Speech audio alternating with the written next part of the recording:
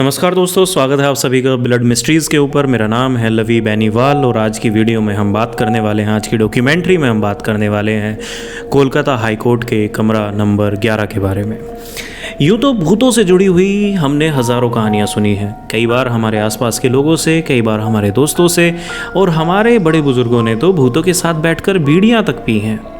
अगर ये सभी कहानियाँ आपको सुनी सुनाई कहानियाँ लगती हैं, जो कि हैं भी, पर अगर हाई कोर्ट का एक जज कहे कि हाँ, मैं जानता हूँ कि इन कहानियों में थोड़ी सच्चाई है, मैं जानता हूँ कि कमरा नंबर 11 के बगल में जो सीढ़ियाँ हैं उनके ऊपर कुछ भूतियाँ गतिविधियाँ होती हैं, तब इन कहानियों में रुचि लेना तो बनता है।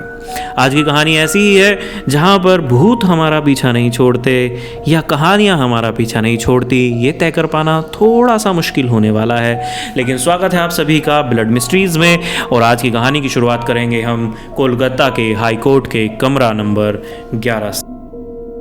फरवरी 2022 कोर्ट के परिसर में एक बड़ा ही सामान्य सा दिन था। आज टीईटी के एग्ज़ाम को लेकर कोर्ट में सुनवाई होनी थी। चूँकि टीईटी को सुनवाई में थोड़ी देरी हो रही थी, तो जज साहब को लगा कि क्यों ना इस मामले की सुनवाई शाम 4 बजे से लेकर 7 बजे तक कर ली जाए। ये बात जैसे ही वहाँ बैठे लोगों ने सुनी, उनके मन में एक डर का माहौल बन गया। वहाँ बैठे वकील आपस में कानाफूसी करने लगे। ये बात जज साहब ने भी मानी कि इस मामले में थोड़ी सच्चाई तो है। आखिर वो किस बारे में बात कर रहे थे? वहाँ बैठे जज, वहाँ बैठे वकील आखिर ऐसी कौन सी बात जानते थे जो सामान्य जनमानस से अब तक अछूती थी? जज साहब के ये कहने के बाद बहुत सारे पैरानॉर्मल एक्सपर्ट्स ने इस बात पर जांच पड़ताल शुरू कर दी। कई कहानियाँ सामने आई, लेकिन उससे पहले जान लेते हैं कि आखिर जज साहब ने और वहाँ के मुलाजिमों ने ऐसा क्या देखा था जिसकी वजह से वो इस बात पर यकीन करने के लिए मजबूर थे। इस घटना को प्रमाणित करने के लिए, इस बात को प्रमाणित करने के लिए कुछ घटनाएं हैं जिनका जिक्र मैं आज आपके सामने करना चाहूँगा। उसमें से एक घटना ये है कि कुछ पुलिस वाले एक जज साहब की सिक्योरिटी में तैनात थे। मामला बड़ा सामान्य सा लगता है, और ये पुलिस वाले जब वहाँ तैनात थे तो जज साहब को किसी कार्य में थोड़ी सी देरी हो जाती है। जज साहब अपने कमरे में बैठे हुए थे, पुलिस वाले उनकी सिक्योरिटी में तैनात थे। उसमें से एक पुलिसकर्मी को प्यास लगती है और वो पुलिसकर्मी पानी पीने के लिए उसी गलियारे के पास जाता है, उसी सीढ़ी के पास जाता है जहाँ पानी का वो मटका रखा हुआ था। जैसे ही उसने पानी का गिलास भरा तो उसे एक धक्का महसूस हुआ। वह लुढ़क कर सीढ़ियों से नीचे गिरने लगा। बदहवास अवस्था में उसने ऊपर की तरफ देखा तो उसे एक महिला दिखाई दी जिसने लाल कलर की साड़ी पहनी हुई थी। लाल रंग की साड़ी पहने हुए वो महिला पैरों में पाजेब बंधी हुई थी, लेकिन जब उसने उसका सर देखने की कोशिश की तो उसे सिर्फ अंधेरा दिखाई दिया।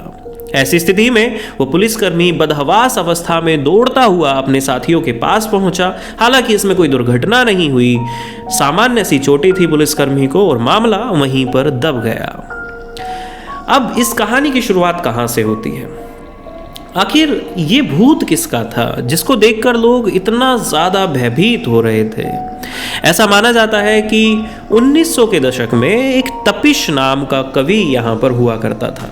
उस कवि को इसी कोर्ट में सज़ा सुनाई गई थी, और उसे जिस जेल में रखा गया था वहाँ का जेलर इतना ज़्यादा बेरहम था कि उसने तपिश को ना पानी दिया ना खाना, और तपिश भूख प्यास से तड़प तड़प कर मर गया। बहुत सारे लोगों का मानना ये था कि ये भूत तपिश का है, लेकिन इसमें महिला, साड़ी और पाजेब जब जुड़ गए तो ये मामला और तूल पकड़ने लगा। इस घटना में एक और बात आगे होती है जो कोर्ट के दो मुलाजिम मनमोहन और बजहारी के साथ होती है, उस पर भी हम चर्चा करेंगे। घटना नंबर 2 होती है बजहारी और मनमोहन नाम के कोर्ट के 2 मुलाजिमों के साथ। दोनों ही कोर्ट में देर रात तक काम कर रहे थे। किसी मामले से जुड़ा कोई आदेश अगले दिन आना था। दोनों देर रात तक कोर्ट में काम करते रहे तो बजहारी को प्यास लगी और बजहारी पानी पीने के लिए उन्हीं सीढ़ियों के पास पहुंचा। जैसे ही बजहरी ने वहाँ से पानी का गिलास भरा, उसके बाद बजहरी बेहोश हो गया। उसको इसके बाद कुछ याद नहीं रहा। हालांकि वो काफ़ी डरा हुआ था, बाद में उसने इस बारे में भी काफ़ी जिक्र किया। लेकिन मनमोहन जब बजहरी काफ़ी देर तक नहीं लौटा तो उसे ढूंढने के लिए मनमोहन बाहर निकला। उसने देखा क्या? उसने देखा कि बजहरी उसी गलियारे के पास पड़ी एक बेंच के नीचे पड़ा है और वो बेहोश अवस्था में है। उसके ऊपर एक महिला पानी की कुछ छींटे मार रही है। ये देखकर मनमोहन को थोड़ी सी शांति मिली कि कोई है जो उसके साथ होगा, वो कोर्ट में अकेला नहीं है। वो बजहरी के पास पहुंचा, बजहरी के मुंह पर उसने पानी डाला और जैसे ही उसने ऊपर की तरफ देखा वो महिला वहां से गायब हो चुकी थी। ये देखने के बाद बजहरी और मनमोहन, जो कि दोनों डरे हुए थे, दोनों कोर्ट के परिसर से जैसे तैसे करके बाहर निकले और ये बात फिर कोर्ट के पूरे परिसर में फैल गई। मनमोहन और बजहरी ने जब किसी महिला के बारे में बात की तो इस कहानी में एक नया मोड़ जुड़ गया। ये मोड़ था निस्तार नाम की महिला का, निस्तार नाम की वेश्या का।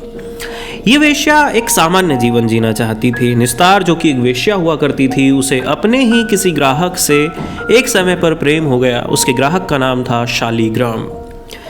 निस्तार ने उससे विवाह किया, सामान्य जीवन जीने की तरफ आगे बढ़ने लगी तो उसने एक अर्जी कोर्ट में लगाई। उसने कहा कि मेरे नाम के आगे जो वेश्या शब्द लगा है उस शब्द को हटा दिया जाए। चूंकि वो एक वेश्या थी तो उससे जुड़े हुए कई मामले उस कोर्ट के परिसर में या कोर्ट के अंदर चल रहे थे।